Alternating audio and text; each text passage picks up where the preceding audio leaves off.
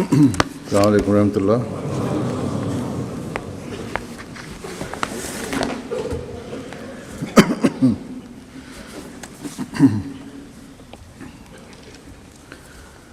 أشهد أن لا إله إلا الله وحده لا شريك له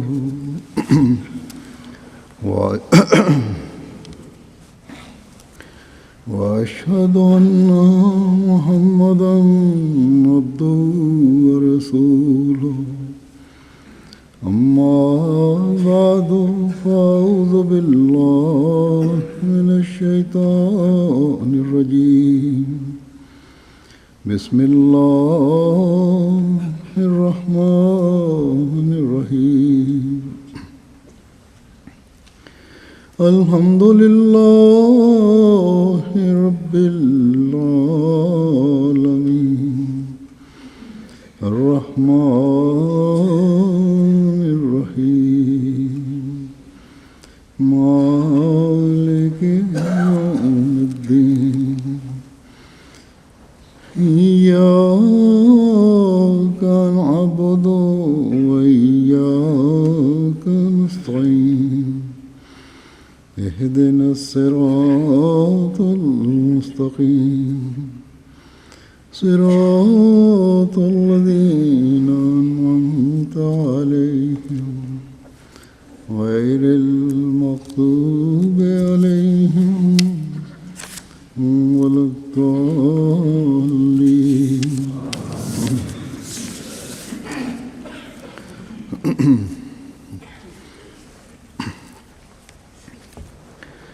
یہ اللہ تعالیٰ کا فضل اور احسان ہے کہ ہر سفر میں اپنی تائید و قدرت کے نشانات دکھاتا ہے۔ بعض دفعہ فکر ہوتی ہے کہ بعض جماعتیں بعض پروگرام بنانے میں تجربہ نہیں رکھتی اور ایسے پروگرام بنا لیتی ہیں جو جماعت کے اپنے پروگرام نہیں ہوتے بلکہ غیروں کے ساتھ پروگرام ہوتے ہیں، اور جو غیروں کے ساتھ پروگرام ہوں ان کو ظاہر ہے پہلے ان ذرائع کے ذریعے سے جو غیروں کے ہیں وہ اشتہار بھی کرنا پڑتا ہے، اور اس وجہ سے یہ فکر بھی ہوتی ہے کہ جماعت مخالف بعض شرارتی عنصر پروگرام میں کوئی بدمزگی پیدا نہ کرے۔ پھر یہ بھی کہ اگر کسی لحاظ سے بھی پروگرام کم معیار کا ہو تو شماتت اعداء کا باعث نہ بن جائے۔ بہرحال بہت سی فکریں پیدا ہوتی ہیں، لیکن ہم اللہ تعالیٰ کا اس بات پر شکر ادا نہیں کر سکتے کہ خدا تعالیٰ اپنی تائید و نصرت کے نظارے دکھاتا ہے، ایسے نظارے کہ انسان حیران رہ جاتا ہے، اور اللہ تعالیٰ کے حضرت مسیح موعود علیہ السلام سے کیے گئے وعدے ہر دفعہ ایک نیا رنگ دکھاتے ہیں، بلکہ بعض دفعہ تو غیروں کے اس طرح اظہار ہو رہے ہوتے ہیں اور وہ پروگرام کو اس طرح سراہتے ہیں کہ ہم سوچ پڑ جاتے ہیں، انتظام کرنے والے خود سوچ میں پڑ جاتے ہیں کہ کیا واقعی ہم نے ایسا پروگرام کیا تھا جو غیر اس قدر تعریف کر رہے ہیں۔ پھر صرف ظاہری تعریف نہیں ہوتی بلکہ لگتا ہے کہ غیر لوگوں کے مہمانوں کے جو غیر مہمان آئے ہوتے ہیں ان کے جذبات دل سے نکل رہے ہیں، ان کی آنکھیں بتا رہی ہوتی ہیں، ان کے چہرے ظاہر کر رہے ہوتے ہیں کہ جو کچھ وہ کہہ رہے ہیں واقعی وہ ان کے دل کی آواز، اور یہ چیزیں دیکھ کر انسان اللہ تعالیٰ کی حمد کے جذبات سے بھر جاتا کہ اللہ تعالیٰ نے پردہ پوشی فرمائی اور پروگرام کامیاب ہوا۔ گزشتہ دنوں میں ہالینڈ اور جرمنی کے سفر پہ تھا۔ جرمنی میں تو بڑی جماعت ہے اور اللہ تعالیٰ کے فضل سے بڑی منظم ہے، اور ان کے ہر طبقے سے تعلقات بھی ہیں وہ جماعت کے افراد کے۔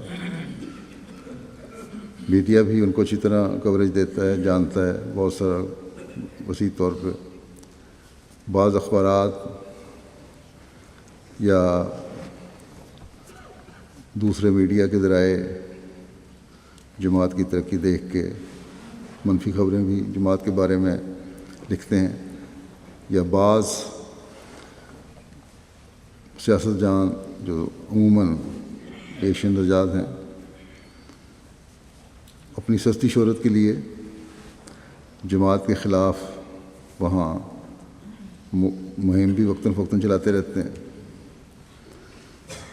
لیکن عموماً جرمن سیاستدان بھی اور پڑھا لکھا طبقہ بھی اور جرمن لوگ بھی جو کسی نہ کسی رنگ میں جماعت سے تعارف رکھتے ہیں،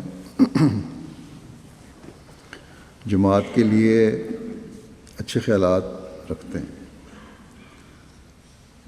اور اس وجہ سے اسلام کی بھی حقیقی تصویر انہیں مل رہی ہوتی ہے۔ بس یہ بھی اسلام اور احمدیت کے تعارف کا ایک ذریعہ ہے جو احمدی جرمنی میں مختلف پروگرام کر کے کروا رہے ہیں، جو غیر جماعتی پروگرام ہوتے ہیں بعض دفعہ۔ لیکن ہالینڈ میں تو جماعت بھی چھوٹی سی ہے، اور اب تک اتنی فعال کوشش بھی انہوں نے نہیں کی جس سے میڈیا کے ذریعے ملک کے وسیع حصے میں احمدیت اور حقیقی اسلام کا تعارف ہوا ہو۔ پھر ممبران پارلیمنٹ سے بھی اور پڑھے لکھے طبقے سے اور ڈپلومیٹس وغیرہ سے بھی ان کے کوئی ایسے تعلقات نہیں ہیں جس کی وجہ سے وہ لوگ جماعت کو جانتے ہیں اور اسلام کی نمائندہ جماعت سمجھتے ہیں۔ لیکن اللہ تعالیٰ نے نون سپیٹ کے علاقہ جہاں ہمارا سینٹر ہے، وہاں کے ایک ممبر پارلیمنٹ جن سے 2-3 سال پہلے جماعت کا تعارف ہوا تھا، اور وہ مجھے بھی ہالینڈ کے ایک جلسے میں مل چکے ہیں، ان کے ذریعے سے ہالینڈ کی پارلیمنٹ ہاؤس میں ایک فنکشن کروانے کا اللہ تعالیٰ نے سامان کر دیا۔ یہ جو ممبر آف پارلیمنٹ ہیں، ان دنوں میں ہالینڈ کی پارلیمنٹ کی جو فارن افیئرس کی کمیٹی ہے اس کے قائم مقام چیئرمین بھی تھے یا ہیں۔ بہرحال ان کے ذریعے سے فارن افیئرس کمیٹی نے پارلیمنٹ ہاؤس کے ایک ہال میں ایک پروگرام کا انتظام کیا، اور مجھے امیر صاحب نے لکھا کہ اس طرح انتظام ہو رہا ہے اور آپ آئے وہاں۔ چنانچہ میں گیا۔ میرا خیال تھا کہ چند ایک لوگ ہوں گے، جماعت کا اتنا تعارف ملک میں نہیں ہے، لوگ نہیں آئیں گے، پھر جماعت کو بھی تجربہ نہیں اس قسم کے کام کرنے کا۔ بہرحال اللہ تعالیٰ کے فضل سے ہالینڈ جماعت کے حالات کو سامنے رکھتے ہوئے اگر دیکھا جائے تو میرے خیال میں کافی اچھا فنکشن ہو گیا ان کا۔ اس تقریب میں 89 سرکردہ 89 سرکردہ حکام شامل ہوئے، افراد شامل ہوئے، جن میں ڈچ پارلیمنٹ کے ممبران کے علاوہ Spain, Ireland, Sweden, Croatia, Montenegro, Albania, France, Switzerland, Belgium, جرمنی، انڈیا، فلپائن، ڈنمارک اور سائپرس سے تعلق رکھنے والے ممبران پارلیمنٹ، ایمبیسڈرز اور بعض دوسرے سرکاری حکام اور نمائندگان شامل تھے۔ جیسا کہ میں نے کہا کہ جرمنی کی جماعت کے اکثر جگہوں پر اچھی سطح کے لوگوں سے تعلقات ہیں، لیکن ابھی تک وہ اس سطح کا پروگرام نہیں کروا سکے۔ ہمارے فنکشن میں تو بے شک وہاں بڑے بڑے لوگ آتے ہیں اور ہماری خدمات کو سراہتے ہیں، اسلام کی تصویر جو حقیقی تصویر ہے اسے دیکھ کر وہ اظہار خیال کرتے ہیں،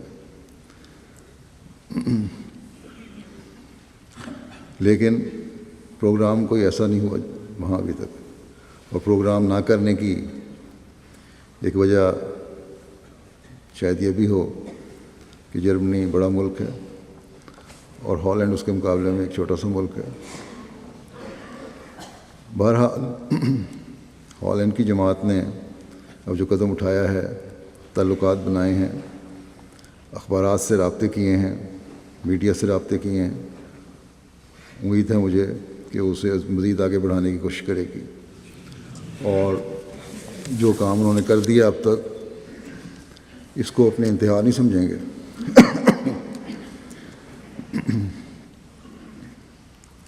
وہاں پارلیمنٹ ہاؤس میں جو فنکشن تھا وہاں میں نے 18-20 منٹ مختصراً اسلام کی تعلیم اور حالات حاضرہ کے حوالے سے جو مسائل ہیں وہ بیان کیے۔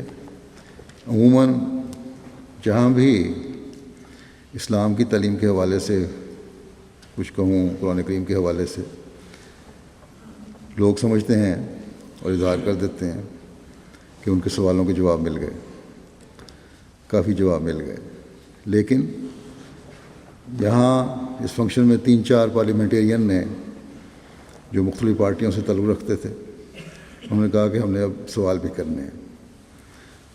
میں نے انہیں کہا ٹھیک ہے، تسلی نہیں ہوئی تو کر لیں۔ اس پر انہوں نے بعض ایسے سوال کیے جو سوائے انہی باتوں کو دہرانے کے اور کچھ نہیں تھا۔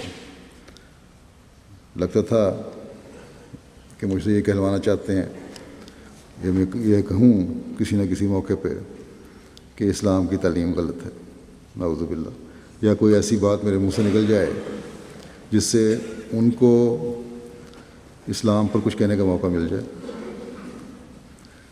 اور یہ بات دوسرے ممالک سے آئے ہوئے پارلیمنٹیرین نے بھی محسوس کی، اور بعد میں اس کا اظہار بھی انہوں نے کیا کہ ان کا یہ رویہ 1-2 کا ٹھیک نہیں تھا۔ بلکہ بعض ڈچ جو یہ پروگرام دیکھ رہے تھے یا وہاں بیٹھے ہوئے تھے، انہوں نے بھی اس بات پر ناراضگی کا اظہار کیا اور اپنی شرمندگی کا بھی اظہار کیا، لیکن بہرحال ہمیں تو اس سے کوئی فرق نہیں پڑتا۔ لوگوں کا خیال تھا کہ وہ شاید مجھے غصہ بھی دلانا چاہتے ہیں، لیکن بہرحال یہ بھی اللہ تعالیٰ کا فضل ہے، اس قسم کی برداشت اللہ نے مجھے بہت دی ہوئی ہے۔ ان میں سے ایک کو خود بھی یہ احساس ہو گیا، کیونکہ جب میرے ساتھ تصویر کھنچوانے کے لیے آئے تو ان میں سے وہ کہنے لگے کہ اگر میرے سوال مناسب نہیں تھے تو میں معذرت چاہتا ہوں اس کے لیے۔ تو بہرحال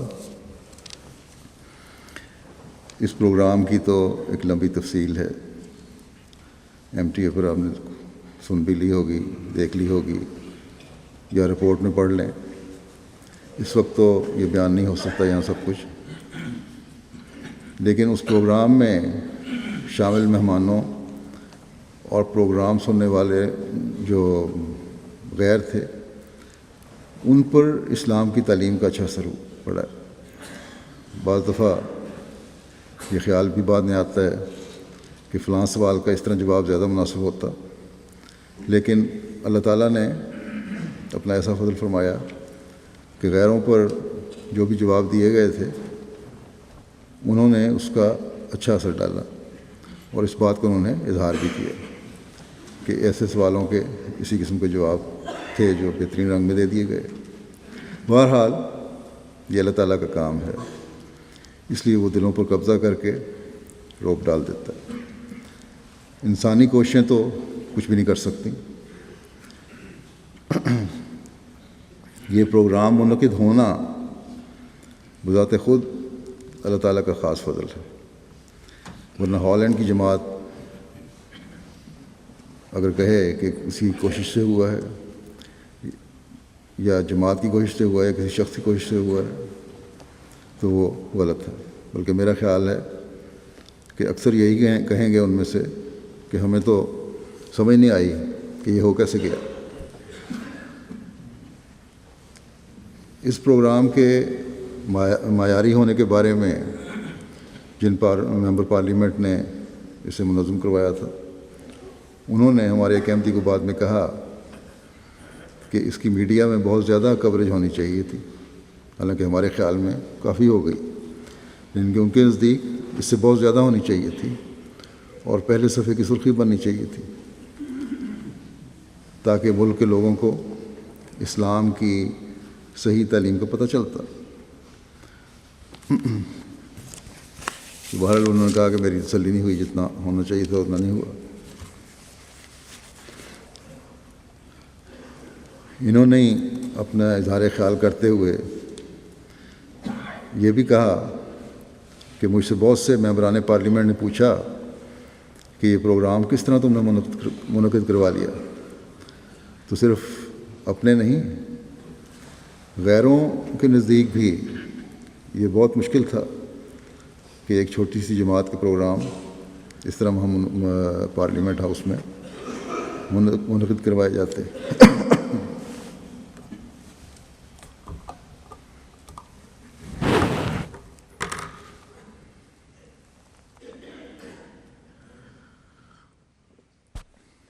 یہ ممبر آف پارلیمنٹ کہتے ہیں کہ یہ پروگرام جو تھا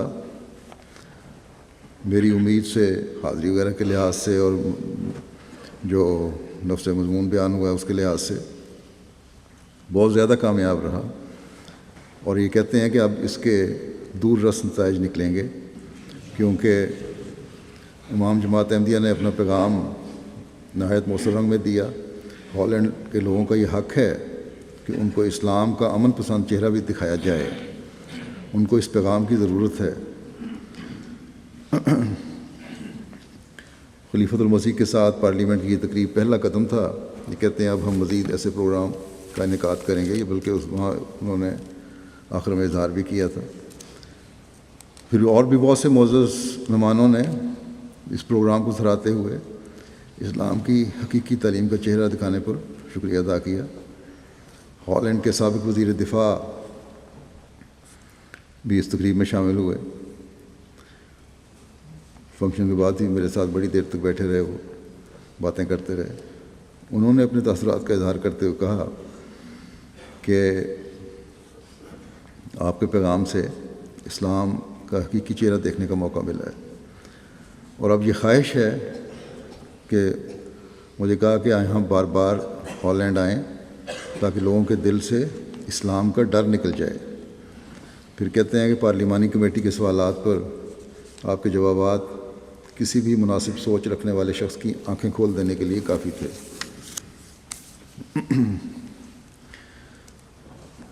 پھر اس تقریب میں اسپین کے ایمبیسیڈر بھی آئے ہوئے تھے۔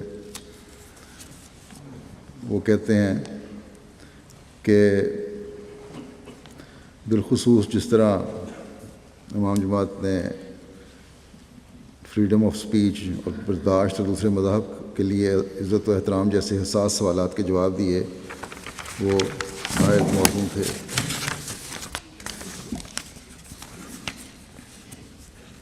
اور پھر یہ بھی کہ تقریر کے دوران برداشت، مذہبی آزادی اور اخوت کے بارے میں جو باتیں اسلام کی تعلیم کے مطابق بیان کی، کہتے ہیں یہ دل کو لگتی ہیں اور میں بڑی ان کی حمایت کرتا ہوں، کیونکہ کہتے ہیں بین المذاہب ہم آہنگی اور دنیا کے امن کے لیے ان اقدار کا خیال رکھنا بہت ضروری ہے۔ پھر اسپین کے ممبر آف پارلیمنٹ کہتے ہیں کہ انسانیت کے لیے امن، آزادی اور خدا تعالیٰ جو تمام مخلوقات کو پیدا کرنے والا ہے اس سے محبت کا پرکشش پیغام سن کر خوشی ہوئی۔ ایک ایسی دنیا کے لیے جہاں جنگوں اور مذہب کے نام پر کیے جانے والے مظالم میں دن بدن اضافہ ہوتا جا رہا ہے، اس قسم کے امن کے پیغام پر ہم کو مشکور ہونا چاہیے۔ آج پہلے سے بڑھ کر ان سب لوگوں کے جو امن چاہتے ہیں اور مذہب پر عمل کرتے ہیں انہیں متحد ہونا چاہیے۔ ہمیں ان باتوں پر توجہ دینی چاہیے جو ہمارے درمیان یکساں ہیں، بجائے اس کے کہ ہم اپنے درمیان پائے جانے والے تضادات پر زور دیں۔ پھر مونٹینیگرو سے بھی 3 احباب آئے تھے، ایک ممبر آف نیشنل پارلیمنٹ تھے ان کے، کہتے ہیں کہ یہ تقریب جماعت کے لیے ایک بہت بڑی کامیابی ہے کہ ان کے امام نے اسلام کی حقیقی تعلیم نہایت اعلیٰ سطح پر پیش کی۔ ہالینڈ کے ممبران پارلیمنٹ کے سوالات نہایت جارحانہ تھے، لیکن انہوں نے جوابات نہایت مدلل اور حقائق پر مبنی دیے، اور یہ بات ظاہر کرتی ہے کہ امام جماعت جرأت اور خود اعتمادی کے ساتھ دلیل سے بات کرتے ہیں، اور پھر یہ کہتے ہیں کہ آج کے پرخطر دنیا میں ایسی تقریبات کی اشد ضرورت ہے۔ پھر ہیومن رائٹس ڈیفینس کی 2 ممبران تھیں، وہ بھی کہتی ہیں کہ یہ پیغام جو پارلیمنٹ میں دیا گیا یہ تمام پالیسی میکرز کے تک پہنچایا جانا چاہیے۔ پھر کروشیا سے ان کی برسر اقتدار پارٹی کے ایک ممبر آف پارلیمنٹ آئے ہوئے تھے، وہ کہتے ہیں کہ امام جماعت نے اسلامی تعلیمات کو بڑے ہی واضح اور مؤثر رنگ میں بیان کیا۔ دنیا میں امن کے قیام کے لیے اسلامی تعلیمات بہت مؤثر ہیں۔ اگر تمام مسلمان ان تعلیمات پر صدق دل سے عمل کریں تو دنیا امن کا گہوارہ بن سکتی ہے۔ پھر کہتے ہیں کہ فریڈم آف سپیچ کے بارے میں جماعت احمدیہ کے سربراہ نے جو 2 ٹوک موقف دیا وہ بہت ہی متاثر کرنے والا تھا، خصوصاً ہولوکاسٹ کے بارے میں بعض ممالک میں جو پابندیاں ہیں ان کے حوالے نے ان کے موقف کو مزید تقویت دی۔ پھر کہتے ہیں اس حقیقت کے باوجود کہ پاکستان میں احمدیوں پر مظالم ہوئے ہیں، جماعت احمدیہ کے سربراہ نے پاکستان پر براہ راست تنقید کرنے سے گریز کیا اور عمدہ انداز میں حقیقی اسلامی تعلیم پر مسلمانوں کو عمل کرنے کی تلقین کی، جو کہ بہت ہی متاثر کن تھی۔ پھر کہتے ہیں ہتھیاروں پر پابندی اور فنڈنگ روکنے پر جو موقف دیا وہ بہت ہی حقیقت پسندانہ تھا۔ واقعی اگر دنیا کے طاقتور ممالک ان نکات پر سنجیدگی اور دیانتداری سے عمل کریں تو دنیا امن کی جانب لوٹ سکتی ہے۔ پھر سویڈن سے آنے والے ممبر پارلیمنٹ کہتے ہیں کہ خطاب بڑا اچھا سا اثر کرنے والا تھا، اور مذہبی لیڈر ہونے کی حیثیت سے اپنے دنیا کے صاحب اختیار لوگوں کو جھنجھوڑا ہے۔ خطاب میں سچائی تھی، کوئی مصلحت نہیں تھی۔ امن، انصاف، برداشت، انسانیت، محبت اور بھائی چارے سے متعلق امام جماعت نے بڑے آسان فہم الفاظ میں توجہ دلائی ہے اور دنیا کو ایک پیغام دیا ہے۔ فارن افیئرز کمیٹی کے ممبران کی طرف سے آزادی اظہار کے متعلق سوالات پر کہتے ہیں کہ جوابات اس کے مدلل اور فراست سے بھرپور تھے۔ یہودیوں کو ریفرنس دینے سے بھی وہ امام جماعت کا اشارہ نہیں سمجھے، جبکہ ہمارے ملک سویڈن میں نازیوں کا بیج لگانا بھی قانونی طور پر منع ہے اور لگانے پر سزا اور جرمانہ ہے۔ پھر البانیہ سے مشیر اعلیٰ ہیں وہاں کے میئر کے ترانہ جو کیپٹل ہے ان کا، اور ایک ان کی کمیٹی گورنمنٹ کی ہوتی ہے مذہبی امور کی، اس کے صدر بھی رہ چکے ہیں۔ کہتے ہیں کہ میرے تصور میں بھی نہیں تھا کہ جماعت احمدیہ ایسے عظیم الشان طریق پر اسلام کی تبلیغ کر رہی ہے۔ امام جماعت احمدیہ نے نہایت اعلیٰ پیرائے میں اور بہت دلکش انداز میں اسلامی تعلیمات کی عکاسی کی ہے۔ ایمسٹرڈم یونیورسٹی کے پروفیسر جو بدھزم اور اسلام اور دیگر مذاہب کے ماہر ہیں، انہوں نے اپنے خیالات کا اظہار کرتے ہوئے کہا کہ امام جماعت نے اسلام کی امن کے حوالے سے تعلیم کا جس واضح انداز میں ذکر کیا ہے، اس سے مجھے اس بات کا اندازہ ہوا ہے کہ ہمارے انٹرفیتھ ڈائیلاگس کے پروگراموں میں جماعت کی نمائندگی ناگزیر ہے۔ اب جماعت کو ہمارے پروگراموں میں ضرور شریک ہونا چاہیے تاکہ اسلام کی اصل اور حقیقی تصویر ہمارے سامنے آ سکے۔ اس کے علاوہ بھی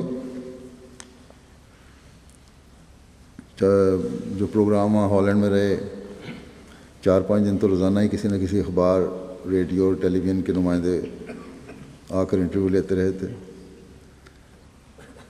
کافی لمبی ان سے باتیں ہوتی رہیں، آدھے گھنٹے سے لے کر 30-35 منٹ تک، بلکہ 40 منٹ تک بھی ایک انٹرویو ہوا، جس میں ان کو حضرت مسیح علیہ السلام کے مقام، دعویٰ، اسلام کی تعلیم، دنیا کا امن، خلافت وغیرہ کے موضوع پہ بتایا گیا۔ تفصیلات تو آپ لوگ پڑھ ہی لیں گے یا دیکھ لیں گے۔ اس ذریعے سے بہرحال جماعت کا کافی وسیع تعارف ہوا ہے وہاں، اور جیسا کہ پروفیسر صاحب نے بھی کہا کہ اب یہ پڑھے لکھے طبقے میں اس ملک میں بھی ان لوگوں کو تسلیم کرنا پڑ رہا ہے کہ اگر اسلام کے بارے میں حقیقی تعلیم کو جاننا ہے تو پھر احمدیوں کو بہرحال بیچ میں شامل کرنا ہوگا۔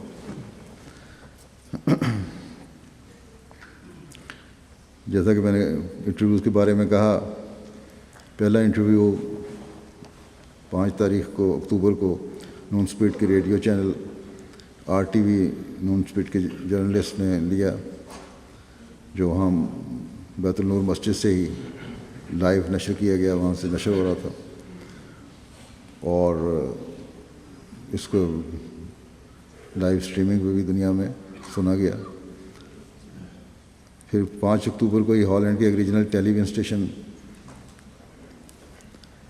گیلڈرلینڈ کے جرنلسٹ نے انٹرویو لیا، اور اس ٹی وی اسٹیشن کے ذریعے سے بھی اس علاقے میں تقریباً 2 ملین سے زیادہ لوگوں کو یہ پیغام پہنچا ہے، بلکہ وہ جرنلسٹ خود ہی کہنے لگا کہ یہاں ہماری اہمیت وہی ہے جو آپ کے یہاں BBC کی ہے۔ پھر 6 اکتوبر کو ہالینڈ کے نیشنل اخبار کے جرنلسٹ نے انٹرویو لیا، اور اس اخبار کی اشاعت پرنٹ تو تھوڑا ہے 50,000، لیکن انٹرنیٹ پر پڑھنے والوں کی تعداد جو ہے وہ لاکھوں میں ہے۔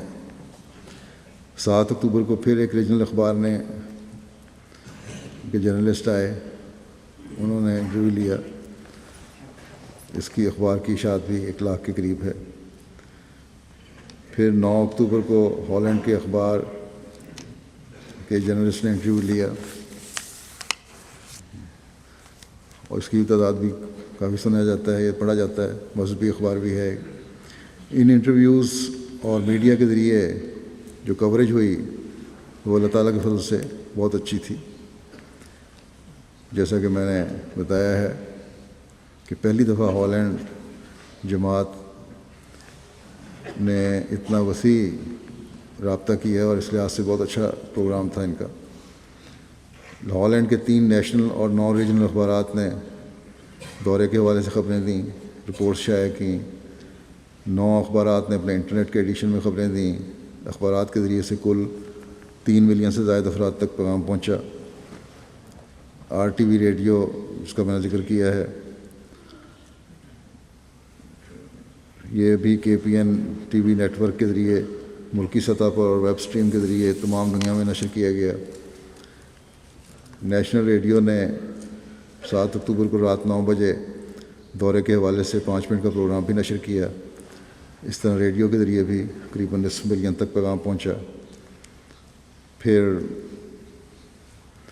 TV چینل جو ہے ان کا اس نے بھی دورے کے حوالے سے 5 منٹ کی خبر دی جس میں پارلیمنٹ کا اور مسجد کے بنیاد کا ذکر کیا۔ اس کے علاوہ ملک کے نیشنل ٹی وی پر بھی خبریں نشر کی گئیں۔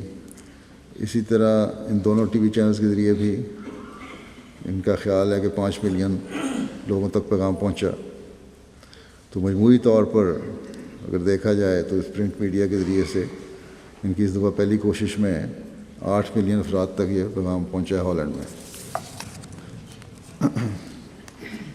ہالینڈ میں جماعت ہالینڈ کی دوسری مسجد کا سنگ بنیاد رکھنے کی بھی توفیق ملی۔ اللہ تعالیٰ اس کی تعمیر بھی جلد مکمل کروائے۔ 60 سال کے بعد باقاعدہ مسجد جماعت وہاں بنا رہی ہے۔ سینٹر تو ہیں، 1-2 سینٹر لیے تھے مگر باقاعدہ مسجد نہیں تھی، اور یہ وقت کی بڑی ضرورت تھی کہ مسجد ہوتی۔ سنگ بنیاد کی تقریب میں شامل مہمانوں کی مجموعی تعداد 102 تھی۔ ان مہمانوں میں المیرے شہر جہاں یہ بن رہی ہے مسجد، وہاں کے میئر، ججز، وکلاء، ڈاکٹرز، آرکیٹیکٹس، مذہبی لیڈر اور زندگی کے مختلف شعبوں سے تعلق رکھنے والے مہمان شامل تھے۔ اس کے علاوہ البانیہ، مونٹینیگرو، کروشیا، سویڈن، اسپین اور سوئٹزرلینڈ کے جو مہمان ایک دن پہلے فنکشن پہ آئے ہوئے تھے وہ بھی شامل ہو گئے۔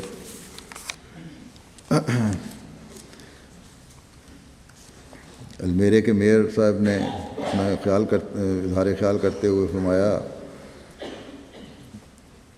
کہ آپ کی باتیں سن کر دل پر بڑا اثر ہوا ہے جو بھی مسجد کے بارے میں کی گئی ہیں، اور یہ پیغام جو آپ نے دیا ہے ایک پرامن فضا قائم کرنے کے لیے نہایت اثر انگیز ہے، اور ہم سب کو مل کر اس کو عملی طور پر نافذ کرنے کی کوشش کرنی چاہیے۔ پھر یہ کہتے ہیں کہ ہمیں امید ہے کہ مسجد کے ذریعے یہ پیغام، امن کا پیغام ضرور پھیلے گا۔ پھر وہاں کے ایک لوکل کونسل کے ممبر ہیں، کونسلر، وہ کہتے ہیں کہ یہ پیغام جو ہے تمام مکاتب فکر کے لوگوں کے لیے مشعل راہ ہے۔ ایک سیاسی پارٹی ہے لبرل پارٹی، اس کے لیڈر کہتے ہیں کہ لگتا ہے کہ مستقبل میں آپ کی جماعت ہی اس دنیا میں امن کی ضامن ہے۔ پھر وہاں ایک مسلم ریڈیو بھی چلتا ہے، نیشنل مسلم ریڈیو کے نام سے۔ جس روز مسجد کی سنگ بنیاد کا پروگرام تھا، اسی روز نیشنل مسلم ریڈیو نے 4.5 منٹ کی رپورٹ المیرے مسجد کی تعمیر کے پروگرام کے بارے میں نشر کی، جس میں حضرت مسیح علیہ السلام کی آمد ثانی کے بارے میں بتایا، اور حضور اور یہاں میرے بارے میں بھی بتایا گیا کہ مسیح موعود کے خلیفہ ہیں، اور المیرے میں مسجد کے سنگ بنیاد کے لیے تشریف لائے ہیں۔ پھر اس رپورٹ میں جو وہاں خطاب تھا اس کے بعض حصے بھی سنائے مسجد کے موقع پہ۔ اس کے علاوہ بھی میڈیا نے بہت ساری خبریں دیں اس حوالے سے۔ اس کے بعد جرمنی میں 2 مساجد کی بنیاد رکھی۔ وہاں بھی شہر کے معززین اور پڑھا لکھا طبقہ آیا ہوا تھا، یہاں بھی اچھے فنکشن ہوئے۔ جماعت کا تعارف تو وہاں ہے، مزید بڑھا۔ نورڈ ہارن میں ہالینڈ سے جرمنی جاتے ہوئے مسجد کا سنگ بنیاد رکھا۔ پھر وہاں ایک ٹی وی چینل نے انٹرویو بھی لیا، خبر بھی دی اس کی۔ ایک سابق میئر بھی وہاں آئے ہوئے تھے۔ فنکشن کے بعد وہ کہنے لگے کہ میں نے اپنے ساتھیوں کو کہہ دیا ہے کہ اس اتوار کو چرچ جانے کی ضرورت نہیں تمہیں، کیونکہ جو کچھ ہمارے لیے ضروری تھا وہ ان کے خلیفہ نے کہہ دیا۔ اس طرح بھی بعض لوگ اظہار خیال کرتے ہیں۔ اللہ تعالیٰ حقیقت میں بھی ان کے دل کھولے اور یہ حقیقت میں اسلام کی حقیقی تعلیم کو سمجھ کر قبول کرنے والے ہوں۔ ایک جرمن خاتون کہنے لگیں کہ حقیقت میں یہ بہت اچھی تقریب تھی، میں اسلام کے بارے میں زیادہ نہیں جانتی تھی، لیکن آج جس طرح خلیفۃ المسیح نے مجھے سمجھایا ہے مجھے اس کا صحیح علم ہوا ہے۔ پھر ایک جرمن کہتے ہیں کہ میں مذہباً کیتھولک ہوں، اور آج میں نے ایک اور خوبصورت مذہب یعنی اسلام کے بارے میں سیکھا ہے۔ خلیفہ کی تقریر سے مجھے اسلام پر زیادہ تحقیق کرنے کا شوق ہوا ہے۔ انہوں نے ہمیں اسلام کی حقیقت کا بتایا، کہتے ہیں کہ مجھے پتہ چلا ہے کہ اسلام کی بنیاد محبت، آزادی اور امن پر قائم ہے۔ مجھے سب سے اچھی بات یہ لگی کہ انہوں نے کہا ہے کہ اسلام ہمسایوں کے حقوق پر بہت زور ڈالتا ہے۔ ایک جرمن خاتون کہتی ہیں کہ میں مذہبی نہیں ہوں اور نہ میں کسی مذہب پر ایمان رکھتی ہوں، بلکہ مجھے یہ بھی نہیں پتہ کہ دنیا میں ایک خلیفہ ہے، لیکن آج جب میں نے اس خلیفہ کو دیکھا اور سنا ہے تو کہتی ہیں کہ آج میں اس کے بعد اسلام کے بارے میں بہترین رائے لے کر جا رہی ہوں۔ میں نے سیکھا ہے کہ مسجد صرف عبادت کے لیے نہیں ہے بلکہ لوگوں کی خدمت کے لیے بھی ہے۔ میں نے سیکھا ہے کہ مسجد ہمسایوں کے خیال رکھنے کی بھی جگہ ہے۔ میں نے سیکھا ہے کہ مسجد امن پھیلانے کا مقام ہے۔ اسلام کے بارے میں تمام سوالات یا خوف جو کسی انسان کو ہو سکتے ہیں امام جماعت کے خطاب سے دور ہو جاتے ہیں۔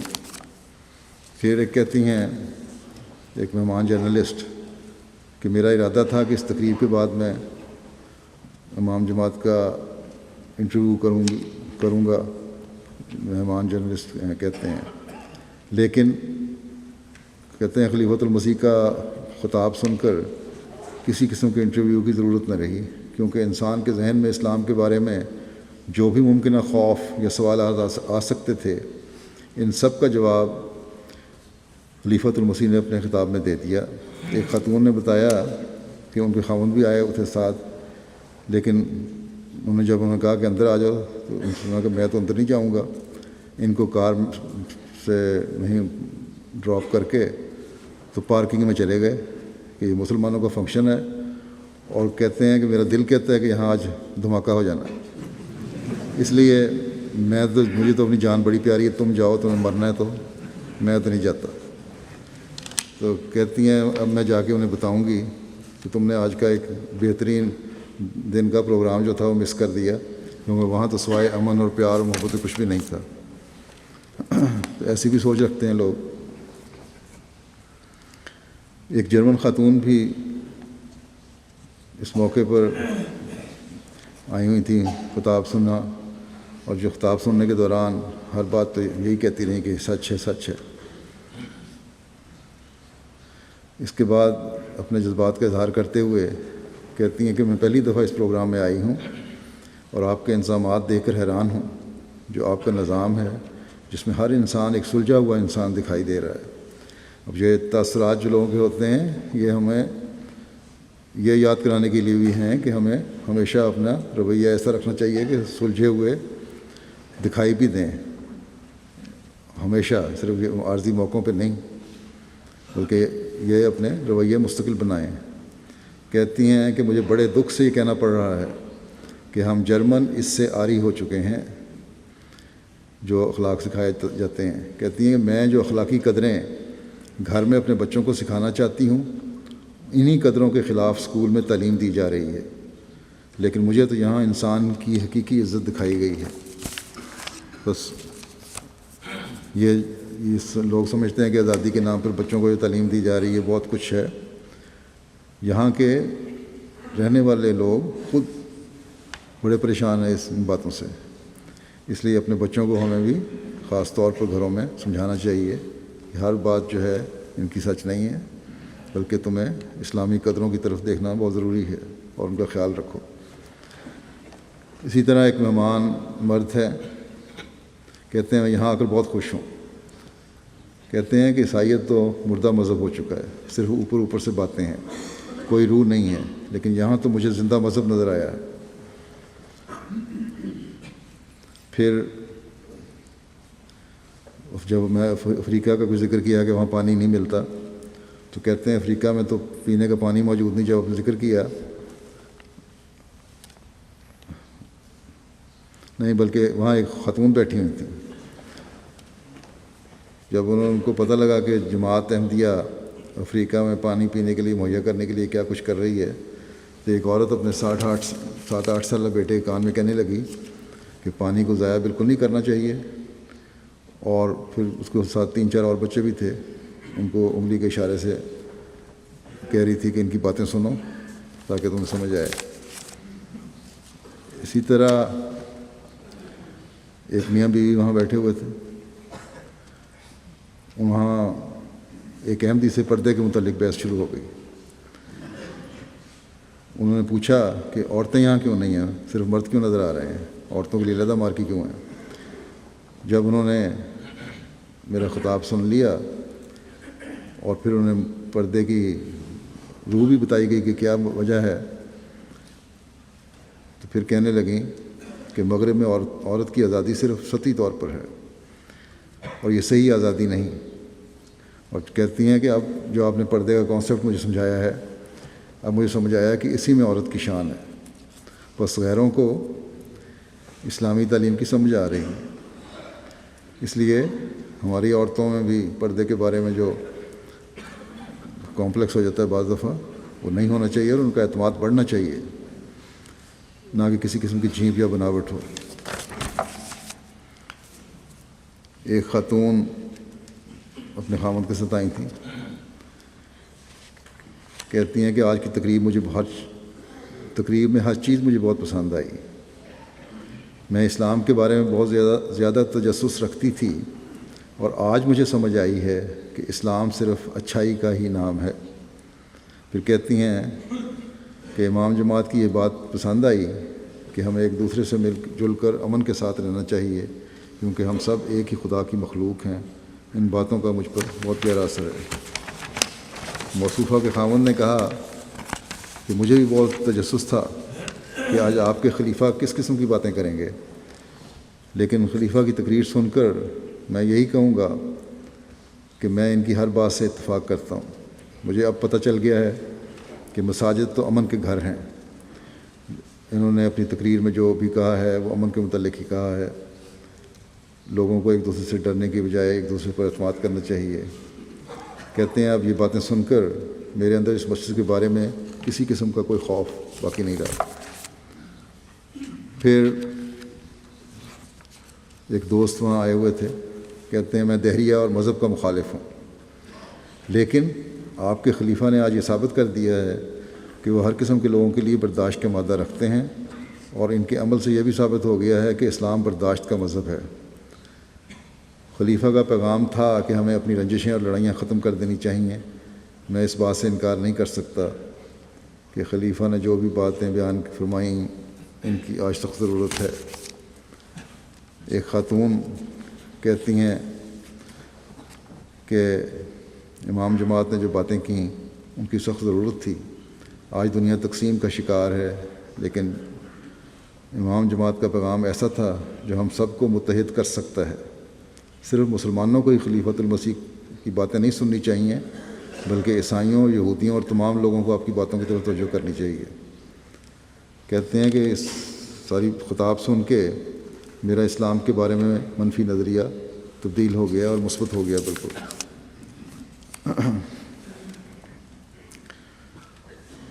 یہاں اخباروں نے بھی جو خبریں دیں، نارڈ ہارن کے ایک مقامی اخبار نے تفصیلی خبر شائع کی مسجد کی بنیاد کی، اور یہ لکھا کہ حقیقی مسلمان امن اور محبت اور ہم آہنگی کو فروغ دیتے ہیں۔ ہر شخص کا فرض ہے کہ اپنے پڑوسیوں سے اچھا سلوک کرے۔ میرے خطاب کے حوالے سے باتیں کیں، اس کی اشاعت کافی ہے۔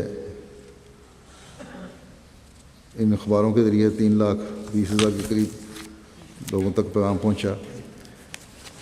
پھر مسجد صادق جو یہیں نارڈ ہارن کی، یہاں اس کے علاقے کے ٹی وی نے 2 منٹ کی خبر دی اس حوالے سے، اس کو بھی کئی ملین لوگ دیکھتے ہیں۔ اخبارات نے خبریں شائع کی۔ ان اخبارات کی مجموعی اشاعت وہاں کے جو مقامی اخبار ہیں 1,70,000 ہے، اور سب سے بڑے روزنامہ بیلٹ کے 2 علاقائی ایڈیشنوں میں بھی خبر شائع ہوئی، اور بنیاد کے حوالے سے پہلے بھی اس میں 2 دفعہ خبریں شائع ہوئیں۔ پھر دوسری مسجد نہیں، یہ نارڈ ہارن کی مسجد کا ہی ہے، اس کی خبر ریڈیو نے بھی دی۔ تو مجموعی طور پر یہ 2 مسجدوں کے وہاں سنگ بنیاد رکھے گئے۔ جو اخباروں میں اشاعت ہوئی ہے اس کے مطابق 4,90,000 کی اشاعت والے اخبار تھے جن کے ذریعے سے یہ خبریں مسجد کی بنیاد کی پہنچیں اور اسلام کا پیغام پہنچا۔ اور اس کے علاوہ کہتے ہیں ٹی وی اور ریڈیو چینلز کی جو تعداد ہے ان کو سننے والوں کی تعداد تو کئی ملینز میں ہے۔ جامعہ احمدیہ جرمنی کی پہلی کلاس بھی 7 سال پورے کر کے اپنا کورس مکمل کر کے اس دفعہ پاس ہوئی ہے۔ 16 مربیان مبلغین تیار ہوئے ہیں وہاں، اور ان کا کانوکیشن بھی تھا سالانہ۔ اصل مقصد جرمنی جانے کا تو یہی تھا۔ یہ 2008 میں شروع ہوا تھا جامعہ، وہاں بیت الصبوح کی چھوٹی سی بلڈنگ میں چند کمروں میں، اور اب اللہ تعالیٰ کے فضل سے انہوں نے جامعہ کی باقاعدہ عمارت تعمیر کی ہے جس میں ساری سہولیات ہیں، class rooms, hall, library, hostel وغیرہ سارا کچھ ہے، اور اچھی خوبصورت بلڈنگز ہیں۔ تو وہاں فنکشن تھا، ان کا کانوکیشن تھی، وہ بھی اللہ تعالیٰ کے فضل سے بڑا اچھا رہا۔ اللہ تعالیٰ ان فارغ ہونے والے مربیان کو صحیح رنگ میں خدمت دین کی توفیق بھی عطا فرمائے، اور وفا کے ساتھ اپنے وقف کو نبھانے کی توفیق بھی دے۔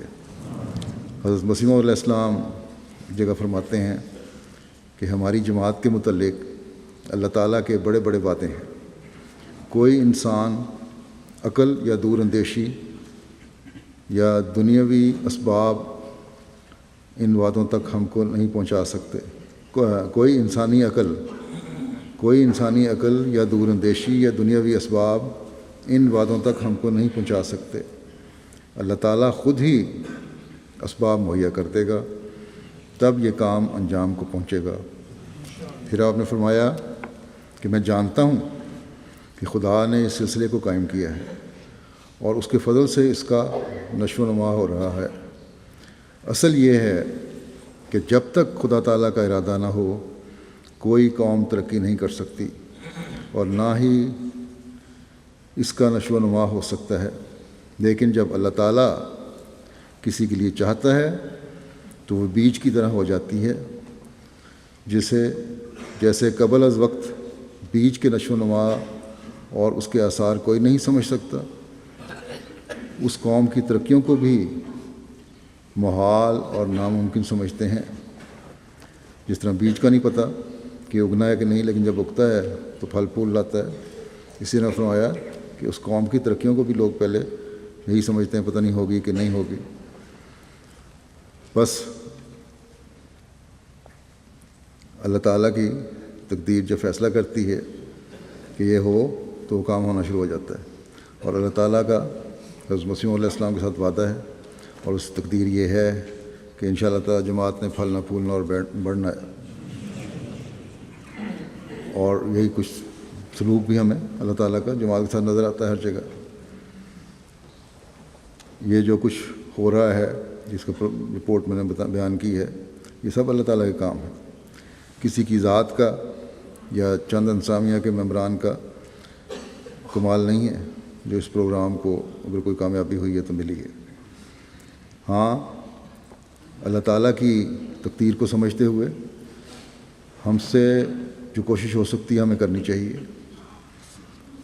تاکہ ہم بھی اس کا حصہ بن جائیں اور اللہ تعالیٰ کے فضلوں کو حاصل کرنے والے ہوں۔ اللہ تعالیٰ ہمیں اس کی توفیق عطا فرمائے۔ نماز جمعہ کے بعد میں ایک جنازہ غائب بھی پڑھاؤں گا جو مکرم مرزا اظہر احمد صاحب کا ہے، حضرت مسلم موعود رضی اللہ عنہ کے بیٹے تھے۔ 14 اکتوبر 2015 کو ان کی وفات ہوئی ہے۔ انا للہ و انا الیہ راجعون۔ حضرت مسلم موعود رضی اللہ عنہ کے بیٹوں میں سے یہ آخری بیٹے حیات تھے جو ان کی وفات ہو گئی۔ یہ نسل لڑکوں کے جو دوسری نسل تھی حضرت مسلم موعود کی طرف سے، وہ ان کی وفات کے بعد یہ دوسری نسل تو اب ختم، تیسری نسل اور چوتھی نسل اور آئندہ نسلیں ہیں، اللہ کرے وہ دین پر قائم رہنے والی بھی ہوں۔ یہ 17 اکتوبر 1930 کو قادیان میں حضرت ام ناصر رضی اللہ عنہا کے وطن سے پیدا ہوئے تھے۔ ابتدائی تعلیم انہوں نے قادیان سے حاصل کی، وہیں میٹرک کیا۔ پارٹیشن کے بعد اپنے جامعہ احمدیہ میں داخلہ لے لیا۔ جامعہ کی تعلیم جامعہ میں پڑھتے رہے. جامعہ احمدیہ سے فارغ التحصیل ہونے کے بعد 1 سال کے لیے آپ نے تحریک جدید میں بطور انچارج مشن کام کیا. اس کے بعد آپ کی تقرری 21 اکتوبر 1961 کو صدر انجمن احمدیہ میں بطور نائب افسر خزانہ ہوئی تھی. حضرت مسلم موعود نے ایک دفعہ فرمایا تھا کہ میں چاہتا ہوں کہ میرا کوئی بیٹا جماعت کے مالی معاملات میں بھی معاونت کرے. اس لیے ان کو یہ کہا جاتا ہے کہ شاید اسی وجہ سے حضرت مسلم موعود نے ان کو خزانے میں ان کا تقرر فرمایا تھا. ساری زندگی ان کی دفتر خزانہ میں خدمت کرتے ہوئے گزری اور 1992 میں یہاں سے ریٹائر ہوئے تھے. فرقان بٹالین میں بھی ان کو خدمت کی توفیق ملی. خلافت سے بڑا گہرا تعلق تھا اور میرے ماموں تھے، لیکن بڑا احترام کا تعلق رکھا ہے انہوں نے.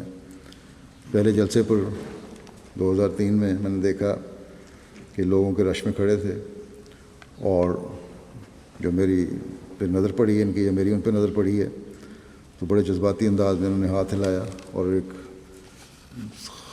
خالص وفا اور تعلق اور خلوص ان کے چہرے سے جھلک رہا تھا. غریب پروری کرنے والے بھی تھے. اللہ تعالیٰ ان سے رحمت و شفقت کا سلوک فرمائے. 1956 میں حضرت خلیفۃ مسیح ثانی نے ان کا نکاح کیسرا خانم صاحبہ بنت خان سعید احمد خان صاحب سے پڑھا تھا. 2 بیٹیاں اور 2 بیٹے تھے ان کے. ایک داماد ان کے واقف زندگی ہیں ربا میں اور ایک داماد یہاں لندن میں بھی رہتے ہیں، ڈاکٹر عرفان. خطبے میں کچھ حصہ کیونکہ تاریخی بات ہے اس لیے میں بیان بھی کر دیتا ہوں. حضرت خلیفہ مسیح ثانی نے یہ خطبہ نکاح میں ان کے فرمایا تھا کہ آج جس نکاح کا اعلان کرنے کے لیے میں کھڑا ہوا ہوں وہ میرے لڑکے مرزا اظہر احمد کا ہے جو خان سعید احمد خان مرحوم کی لڑکی کیسرا خانم سے قرار پایا ہے. کیسرا خانم سعید پہلے ہماری دوہری رشتہ دار تھیں لیکن اب اس نکاح کی وجہ سے ان کا ہم سے تہرا رشتہ ہو گیا ہے. ان کا ایک رشتہ تو یہ ہے کہ وہ کرنل اوصاف علی خان کی پوتی ہیں اور کرنل اوصاف علی خان صاحب نواب محمد علی خان صاحب کے بہنوئی اور خالہ زاد بھائی تھے. گویا یہ اس شخص کے بہنوئی کی پوتی ہیں جنہیں حضرت مسیح موعود علیہ السلام نے اپنی لڑکی کا رشتہ دیا، بلکہ بعد میں حضرت خلیفۃ مسیح اول کے زمانے میں ان کے بیٹے کو آپ کی دوسری لڑکی کا رشتہ دے دیا گیا. دوسرا رشتہ جس کی بنا پر خدا تعالیٰ کے ایک الہام پر ہے یہ ہے کہ یہ خان محمد خان صاحب کپور تھلوی کے بیٹے عبد المجید خان صاحب کی نواسی ہیں اور خان محمد خان صاحب حضرت مسیح موعود علیہ السلام کے بہت پرانے صحابی تھے. حضرت مسلم موعود کہتے ہیں کہ افسوس ہے کہ ہماری جماعت اپنی تاریخ کے یاد رکھنے میں نہایت سست واقع ہوئی ہے. شاید ہی کوئی اور قوم ایسی ہو جو اپنی تاریخ کو یاد رکھنے میں اتنی سست ہو جتنی ہماری جماعت ہے. عیسائیوں کو لے لو، انہوں نے اپنی تاریخ کے یاد رکھنے میں اتنی سستی سے کام نہیں لیا اور مسلمانوں نے تو صحابہ رضوان اللہ علیہم کے حالات کو اس تفصیل سے بیان کیا ہے کہ اس موضوع پر بعض کتابیں کئی ہزار صفحات پر مشتمل ہیں. لیکن ہماری جماعت باوجود اس کے کہ ایک علمی زمانے میں پیدا ہوئی ہے اپنی تاریخ کے یاد رکھنے میں سخت غفلت سے کام لے رہی ہے.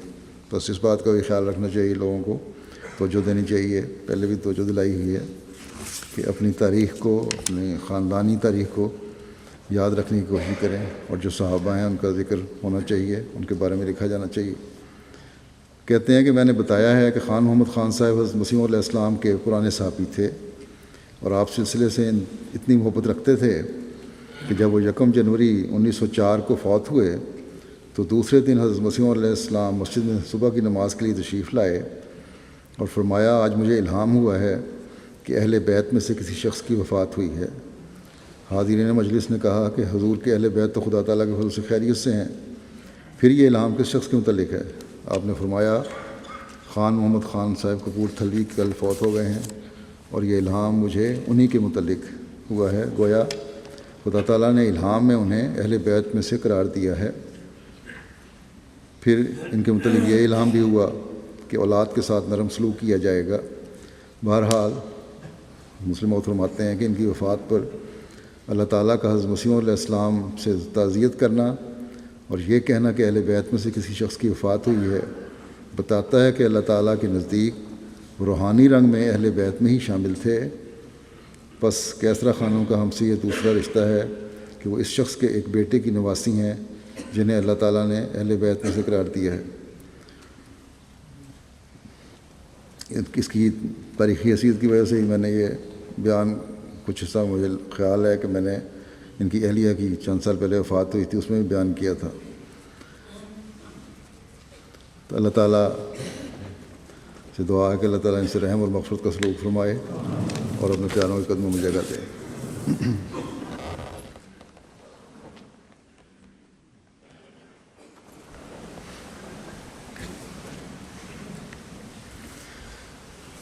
الحمد لله